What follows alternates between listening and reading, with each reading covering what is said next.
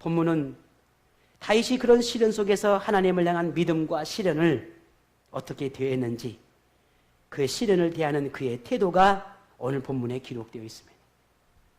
왜 그는 그렇게 그런 시련 속에서도 감사할 수 있었을까? 어떻게 승리할 수 있었을까? 오늘 여러분은 생각지도 않는 그런 힘든 일을 만나게 될 때면 여러분 어떤 생각을 먼저 하게 됩니까? 우리가 지금의 이런 코로나의 사태를 상상이나 했을까?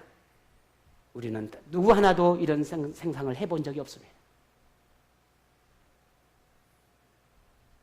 우리가 원치 않는 질병을 만나거나 힘들고 아픈 상황을 만나게 됩니다. 그런 상황을 누구나 상상이나 하겠습니까? 그런 생각을 해본 적이 없습니다. 그런데 많은 사람이 그런 문제에만 집착해서 그 문제 속에 깃들어 있는, 그 문제 안에 숨겨져 있는 하나님의 섭리와 뜻을 보지 못하는 경우가 많습니다.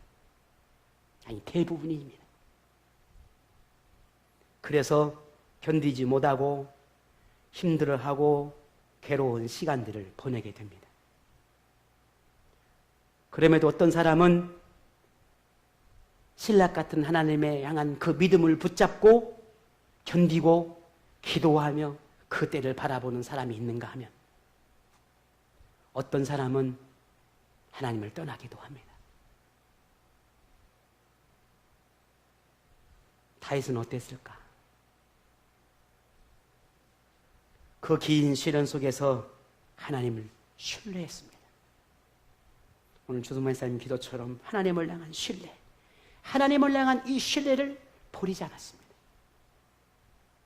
이 시련을 통해 이루실 하나님의 뜻이 있음을 확신했습니다. 그래서 비록 수많은 위험이 있음에도 불구하고 그는 견뎌냈습니다. 그리고 다윗은 그 모든 시련들을 견디고 또 견디고 참고 또 참아서 그 모든 시련을 끝까지 견딤으로 승리했습니다. 그리고 오늘 본문 그 모든 인생의 뒤안길을 바라보며 자신의 삶을 돌이켜보며 하나님께 자신을 어떻게 이끌어 주셨는지를 고백하는 마지막 어쩌면 그의 인생의 마지막 말미에서 고백되어지는 본문이 이 시편 30편입니다. 그리고 이렇게 고백합니다. 본문 1절에 보니 여호와여 내가 주를 높일 것은 주께서 나를 끌어내사 내 원수로 하여금 나로 말미암아 기뻐하지 못하게 하심이니이다 했습니다. 이 말은 내가 하나님을 찬양합니다. 내가 하나님을 찬양할 수밖에 없습니다. 왜냐하면 내가 그렇게 깊은 시련과 고난 속에 있을 때 하나님의 나를 그곳에 건져내 주셨고 나로 하여금 나를 그렇게 비방하는 그들의 어리석음을 드러내 보이셨고 더 이상 그들이 나를 비웃지 못하도록 하나님께서 일하셨습니다. 그러니 나는 하나님을 찬양합니다. 그 하나님을 이름을 높입니다. 라고 고백하고 있습니다. 저도 그렇지만 여러분도 어쩌면 우리는 점점 한 살 한 살 나이가 더 먹어가잖아요. 그렇지 않습니까? 나이가 먹어간다는 것은 세월이 흐르고 있다는 것은 늘 제가 말하지만 하나님의 나라가 가까워져 가고 있다는 것입니다. 우리는 그렇게 점점 삶의 말미를 향해서 가고 있는데 우리는 그 삶 속 과정 속에서 우리가 고백하고 우리가 선포하고 우리가 자랑해야 할 것이 뭘까? 그것은 오직 하나, 하나님께서 나를 어떻게 도우셨는지, 내 인생의 모든 삶을 하나님께 어떻게 내 삶을 이루셨는지 그 하나님의 이름을 자랑하는 것이어야 합니다. 내가 이루는 삶의 업적이 아니라 그 삶 가운데 하나님이 어떻게 나를 향해서 일하셨는지를 고백하는 것이 오늘 우리의 마지막 고백이 되어야 합니다.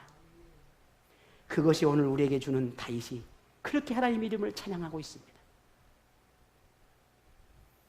우리도 지난날을 바라볼 때 참 많은 시련들이 있었습니다. 물론 지금도 그런 어려움 속에 있는 분도 있으리라 생각합니다. 하지만 이 또한도 가만히 생각해 보면 그 시련 속에서 늘 이겨내도록 하나님이 도우셨다는 사실입니다. 만약에 오늘 우리가 실패자였다면 지금 오늘 이곳에 우리는 있을 수 없습니다. 어쩌면 그냥 형식 속에 있든지 아니면 하나님을 떠나셨든지 뭐 둘 중에 하나 아니겠습니까? 어쨌든 우리의 모든 크고 작은 어렵고 힘든 신앙에서 모든 삶들은 하나님이 도우셨으면 분명한 사실입니다. 여러분 그래 믿으십니까? 지금도 돕고 계시고 앞으로도 오실 것입니다.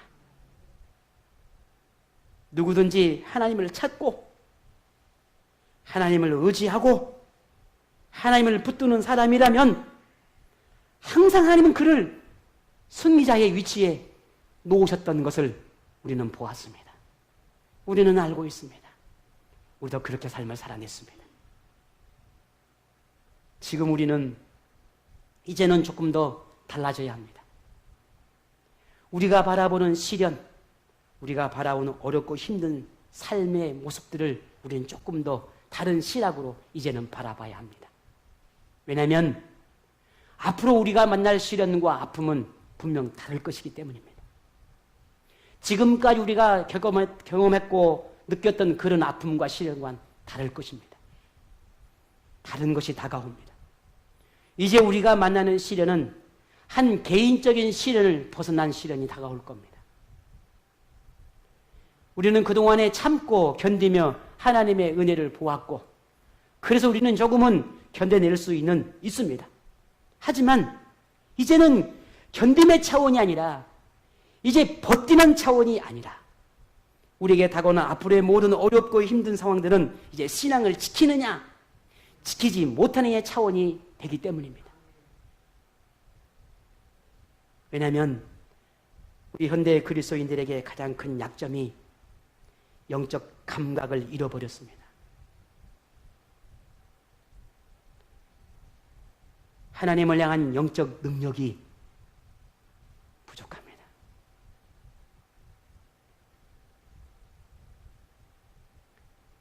세상과 맞설 수 있는 힘이 부족합니다.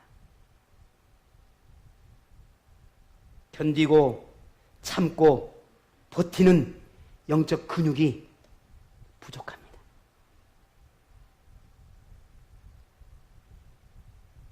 조금만 거슬러서 우리 엄마의 세대, 할머니 세대들의 신앙을 보면 어떻게 그럴 수 있었을까? 어떻게 그럴 수 있었을까라고 하는 생각들을 참 많이 하게 됩니다.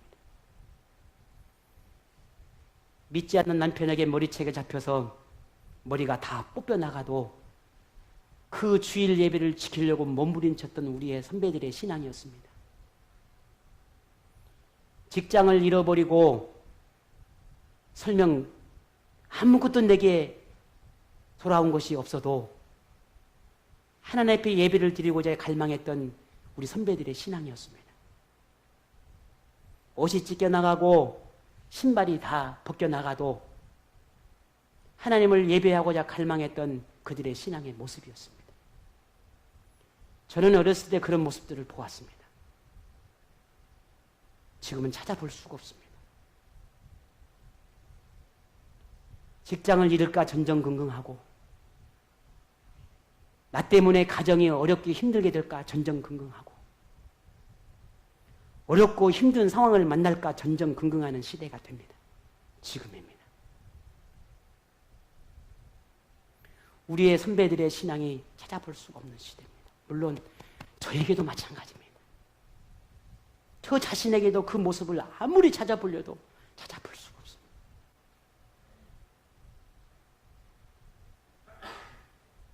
그래서 오늘 우리의 세대의 시련은 우리 그리스도인들에게 시련은 단순히 아프고 힘든 차원이 아니라 신앙을 지켜내느냐 그렇지 않느냐의 차원으로 바뀌어가고 있습니다. 시련의 방법도 달라지고 있습니다. 이제 우리가 만나는 시련은 개인적인 것보다 교회적으로 더 거세지고 교모해지고 다양한 모양들로 나타나고 있습니다. 개인의 신앙을 무너뜨리는 것은 한 사람 한 사람의 신앙으로 다가오는 것이 아니라 교회를 무너뜨리는 것이 더 효과적이고 더 강력하다라고 하는 것이 세상이 알고 있습니다. 그래서 교회는 계속해서 세상으로부터 공격받을 것이고 이로 인해서 많은 그리스도인들은 흔들리고 흩어지게 될 것입니다. 이미 과거 역사에서 사라지고 무너지는 수많은 교회를 통해서 보여주었습니다. 단 한 번도 과거에서 그런 일이 없었던 것이 아닙니다. 그렇게 많은 역사 속에서 하나님께서 교훈해 주셨고 알려주었고 보여주었습니다. 그럼에도 불구하고 지금 또다시 우리는 똑같이 반복하고 있습니다. 계속해서 반복해 가고 있습니다. 그것을 알고 있음에도 불구하고 또 다시 그렇게 반복하고 있습니다. 그런데 이러한 일들이 먼 미래의 이야기가 아니라는 사실입니다. 우리의 이웃나라의 이야기가 아니라는 사실입니다. 저 멀리 있는 교회의 이야기가 아니라는 것입니다. 오늘 우리 교회의 이야기고 우리 한국 교회의 이야기고 전 세계 모든 교회의 이야기입니다. 앞으로 다가올 것이 아니라 이미 시작되었습니다. 그 증거들이 세계 곳곳에서 모든 교회에서 속속들이 드러나고 있습니다. 이제 감춰져 있던 것들이 더욱더 드러날 것입니다. 그런데 더 안타까운 것은 이러한 것이 옳게 여기고 그것을 당연하게 여기고 그러한 생각들이 전염병처럼 이제 퍼지게 될 것이라는 겁니다.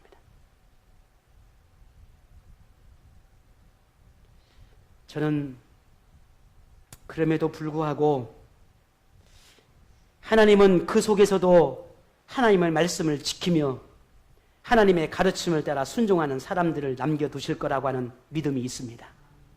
왜냐하면 창세 이후의 모든 역사 속에서 그리 해왔고 항상 하나님은 믿음의 사람을 두셨고 세상이 뒤집어지고 엎어지고 교회가 무너지고 하나님의 사람들이 변질하고 하나님을 비방하고 떠나도 그럼에도 불구하고 그 속에서 하나님의 사람들을 남겨두었습니다. 다시 그들을 통해서 미랄로 삼으셔서 새로운 세상을 만드셨고 새롭게 교회를 새롭게 나라를 만드셨고 그래서 수천 년, 수만 년, 수십억 년 창세 이후에 지금이 오늘에까지 이룰 수 있었습니다. 앞으로 주님 오실 날이 언제일지는 알 수는 없으나 역시 하나님은 또 교회와 믿음의 사람들을 세우실 것입니다. 많은 사람들이 하나님을 버리고 떠나고 교회가 변질되고 무너지고 사라진다 할지라도 그럼에도 불구하고 그 속에서 하나님은 남겨두실 것입니다. 그래서 하나님은 또 빛을, 또 희망을, 또 하나님의 사람들을 세워가실 것입니다. 그렇게 또 교회를 만들어 갈 것이고 그렇게 세상을 바꿔갈 것이고 또 그렇게 하나님의 역사를 이루어 갈 것입니다. 오롯이 오직 하나님의 말씀이 옳은 줄로 믿고 그 말씀만을 존귀하게 여기며 따르는 그 사람을 남겨두실 것입니다. 그 교회를 남겨두실 것입니다. 그리고 그 사람으로 인해서 그 교회로 인해서 그 민족으로 인해서 세상의 편에 선 사람들을 향해 선포할 것입니다. 하나님의 말씀을 따라 사는 사람을 일으켜 세우시고 자기 생각에 옳은 대로 살아가는 사람을 부끄럽게 하셨습니다. 그리 선포하게 될 것입니다. 우리 생명나무 지체 모두가 세상으로부터 불어오는 이 거센 시련의 바람을 잘 견뎌주시고 또 참고 있어서 고맙습니다. 그래도 믿음으로 살려고 하는 여러분의 모습, 그래도 하나님 앞에 예배자의 삶을 살고자 하는 여러분의 신앙의 모습들, 그래도 부족한 목사의 가르침에 그래도 따르고 싶어하는 믿음의 모습들을 볼 때 오히려 큰 위로를 얻고 힘을 얻고 또 마음에 많은 용기를 얻습니다. 잘 견뎌주시고 믿음으로 살아내주셔서 고맙습니다. 앞으로 우리는 더 거센 시련을 만나게 될 겁니다. 더 힘들고 어려운 상황을 또 만나게 될 것입니다. 상상할 수도 없는 일들이 또 우리가 경험하게 될 것입니다. 훗날 다윗처럼 고백하며 하나님의 영원한 나라의 백성으로 남게 되기를 간절히 원합니다. 믿음으로 살고자 할 때 더 아프고 말씀을 따라 헌신의 삶을 살고자 할 때 더 힘들 것입니다. 하나님의 영광을 드러내고자 할 때 더 많은 수고와 봉사와 사랑과 섬김이 요구됩니다. 하지만 하나님은 그러한 믿음의 사람을 그대로 두고 보지 않음을 믿습니다. 세상의 이념과 전통과 문화와 사회적 통념보다 하나님의 말씀과 뜻과 영광을 먼저 생각하며 살아가는 그 사람이 받는 힘들고 아프고 고통스러운 그 마음, 그 삶을 어찌 하나님이 그대로 두시겠습니까? 하나님은 그 사람을 만나 주실 것입니다. 하나님은 그 사람을 더욱 사랑하며 그 사람에게 복과 은혜를 베푸는 것을 멈추지 않을 것입니다. 하나님은 결단코 그 사람을 포기하지 않을 것이며 그와 함께 울고 그 사람과 함께 웃고 그 사람과 함께 아파할 것입니다. 하나님께서 약속한 영원한 나라에로 책임을 지며 그를 이끌어 가실 것입니다. 저는 오늘 우리 생명나무 공동체 모든 지체들이 하나님이 원하시는 그런 사람 되기 원합니다. 단 한 분도 하나님을 떠나지 않고 그 어떤 상황 속에서도 오롯이 하나님만 바라보며 믿음으로 살기를 원하는 그런 하나님의 사람이 되기를 원합니다. 그런 여러분의 모든 삶 가운데 주의 이름으로 축복합니다. 다윗이 시련 속에서 얼마나 아팠을까? 얼마나 힘들었을까? 얼마나 괴로웠을까? 우리는 상상할 수도 없습니다. 어쩌면 지금 이 상황에 내가 왕을 내려놓으면 모든 것이 다 될 것인데 내가 이 상황에 하나님 잠시 외면하고 그저 저들이 원하는 대로 저들이 요구대로 따라주면은 내가 참 편할 것인데 그래 너희들이 왕하고 너희들이 이 나라의 주인 되어라. 그리고 그들의 품을 그냥 떠나버렸으면 모든 게 순조로울 것인데 왜 이토록 고집을 부리는 걸까? 여러분 생각해 보셨습니까? 저는 이 시편의 말씀을 하나하나 묵상하면서 참 많은 것들을 보고 느끼고 깨닫게 됩니다. 왜 다윗은 그리 했을까? 그들의 생각과 그들의 마음과 그들의 계획보다는 하나님의 섭리가 우선이었기 때문입니다. 하나님이 세우셨기 때문입니다. 하나님이 불렀기 때문입니다. 하나님이 그 부름을 거두시기 전에 하나님이 그 뜻을 거두시기 전에는 포기할 수도 물러날 수도 타협할 수도 내려놓을 수도 없었기 때문입니다. 그게 다윗의 믿음이었습니다. 그래서 견디었습니다. 그래서 참았습니다. 그래서 또 하나님 앞에 부르짖는 것입니다. 그래서 하나님을 의지할 수밖에 없는 것입니다. 그 끝이 무엇입니까? 승리하는 것이었습니다. 하나님께서 다윗을 이제 다시 왕궁으로 불러들이셨고 그를 비방하고 그를 향해 칼을 휘두르고 화를 날렸던 그들은 다 하나님이 심판하셨습니다. 이전보다 더 영광스럽게 다윗을 세우셨습니다. 이전보다 더 그 이름을 높이셨습니다.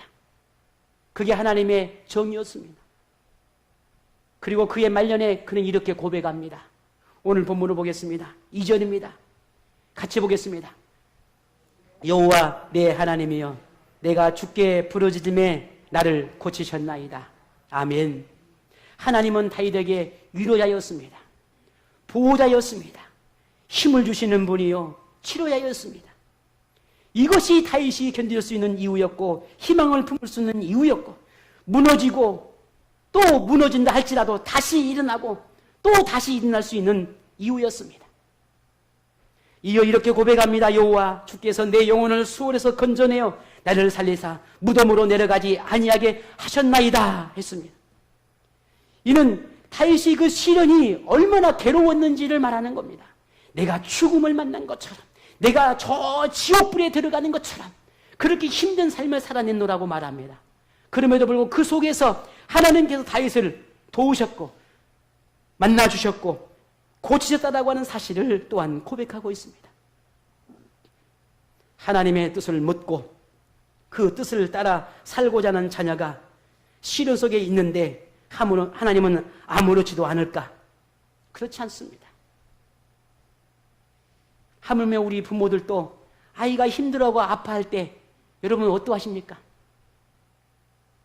직장 문제로 혹은 친구 문제로 혹은 아파서 혹은 갖가지 이유로 힘들어하고 괴로워할 때 우리 부모들은 아무렇지 않습니까?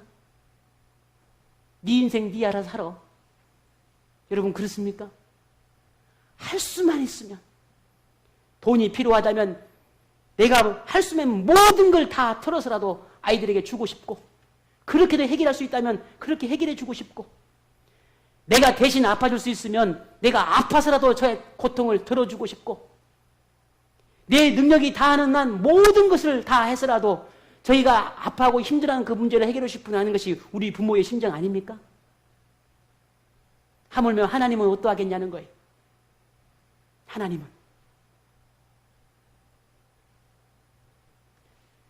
자녀를 지키는 것은 부모입니다. 양을 지키는 것은 목자입니다. 다윗은 그렇게 말하고 있습니다. 우리의 영적인 아버지, 하나님은 우리의 아버지요 우리의 선한 목자 아닙니까? 그러니 우리를 지키고 우리를 도우시는 분이 누구라는 겁니까? 하나님입니다. 아버지십니다. 혹 시련을 만났습니까? 아픔이 있습니까? 두려움이 있습니까? 길을 잃어버렸습니까? 앞이 캄캄하여 아무것도 보이지 않습니까? 내가 지금 이 상황에서 무엇을 어떻게 해야 될지 방법도 지혜도 아무것도 찾지 못해서 방황하고 있습니까? 힘들어하는 것이 있습니까? 우리 힘으로 할 수 있는 건 아무것도 없습니다. 내 능력으로 할 수 있는 건 아무것도 없습니다. 우리가 할 수 있는 것은 다윗처럼 하나님을 찾는 것입니다. 정말 힘들면, 정말 고통스러우면, 정말 몸부림치도록 힘들고 어려우면 여러분은 어떻습니까? 병원을 찾아갑니다.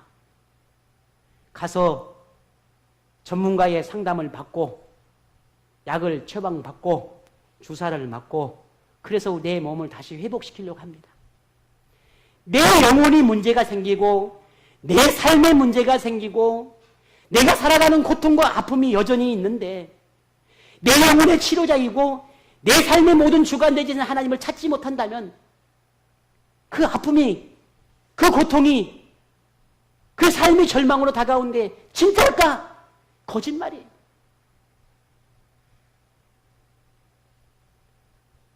그 거짓말이에요. 정말 내 삶이 뒤집어지도록 아프고 힘들다면 내 삶이 정말 두렵고 고통스럽다면 하나님을 찾아야 합니다.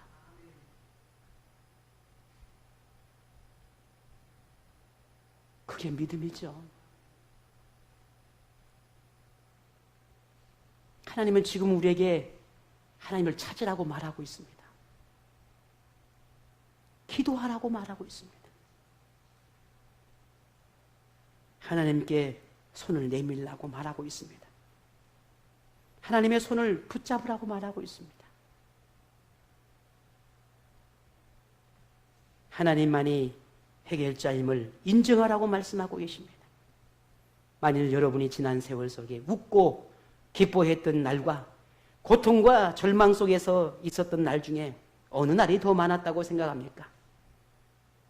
저는 고통의 날보다 행복했던 순간, 즐거웠던 순간이 훨씬 더 많았다고 말할 수 있습니다. 물론 제 삶에 힘들지 않았던 순간은 없습니다.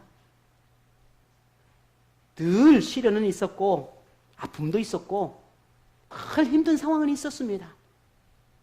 없었던 게 아니죠. 하지만 그 모든 시련과 아픔들 속에 하나님이 함께 하셨습니다. 그래서 저는 고백할 수 있습니다. 비록 힘든 순간이 있었지만 그래도 즐겁고 행복했던 습관들로 인해서 그렇게 회복되어지고 또 다시 일어난 삶을 통해서 그 힘듦을 견뎌낼 수 있었다고 말입니다. 오늘 여러분도 그렇지 않았습니까? 다윗 인생에 비록 원하지 않는 그런 힘든 일들을 만나고 힘겨운 시간이 많았지만 그럼에도 하나님은 웃고 행복한 날로 이 다윗에게 보상해 주셨습니다.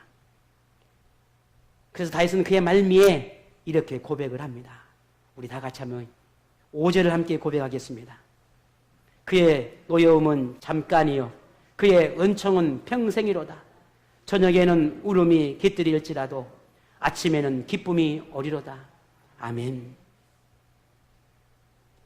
다윗의 고백처럼 어떠한 시련도 지나가기 마련입니다.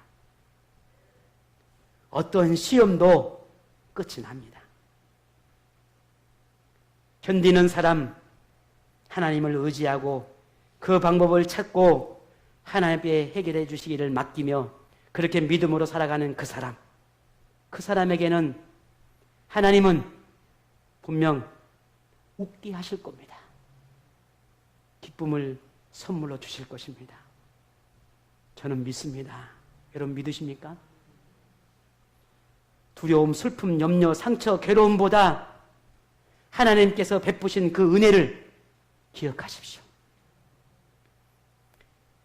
좌절과 아픔에서 힘을 주시고 용기를 주셔서 승리하게 하셨던 그 하나님을 기억하십시오. 지난 세월 실패 속에서 승리하게 하셨던 그 하나님, 눈물을 웃음으로 바꿔주신 그 하나님, 불행을 말하며 탄식하며 그렇게 울부짖으며 살았던 그 순간에 치료자가 되어주시고 인생을 바꿔주셨던 그 하나님, 그 하나님을 잊지 않기를 바랍니다. 가정이나 직장이나 사업이나 혹은 건강이나 그것이 무엇이든 인생의 모든 상황에서 하나님이 필요할 때 언제든지 그 모든 필요를 채워주셨던 하나님, 해결해 주셨던 하나님, 그 하나님을 잊지 않기를 바랍니다. 희망을 잃고 방황할 때 빛이 되고 길이 되어 주셨던 그 하나님을 기억하십시오. 그리고 하나님께 기도하십시오. 하나님을 예배하십시오. 하나님을 경외하십시오. 하나님은 그 사람을 기억하십니다. 지금 우리가 오늘을 살아내고 내일을 향해 힘있게 나가기 위해서 필요한 것은 항상 하나님 곁에 머무는 것입니다. 그리고 하나님께서 내 인생의 해결자가 되어주신 것을 기억하며 감사의 삶을 살아내는 것입니다. 늘 범사에 감사하는 것입니다. 그렇게 늘 감사하는 것입니다. 다윗도 우리에게 감사하라 말합니다. 오늘 본문 4절에 주의 성도들아 여호와를 찬양하며 그의 거룩함을 기억하며 감사하라.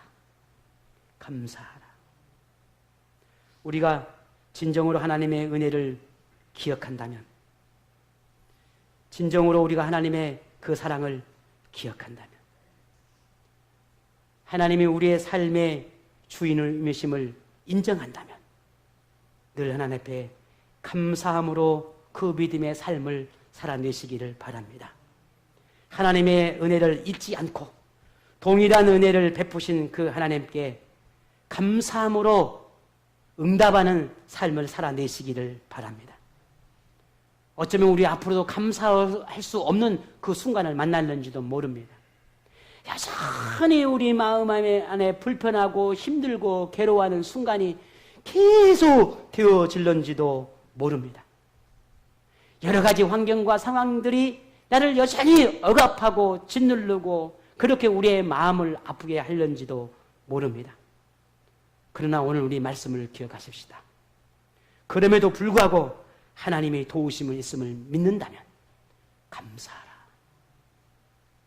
감사하라는 말씀을 우리 기억하기를 원합니다. 하나님은 울고 슬퍼하는 날보다 웃고 행복한 날을 더 선물하고 싶어 하신 하나님이시라는 것을 믿음으로 고백할 수 있기를 바랍니다.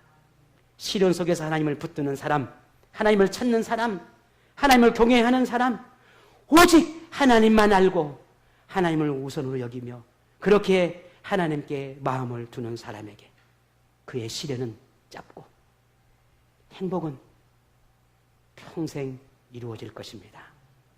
하나님께 붙들리는 인생이 되어서 그렇게 영원한 행복을 누리며 살아가시기를 주의 이름으로 축복합니다.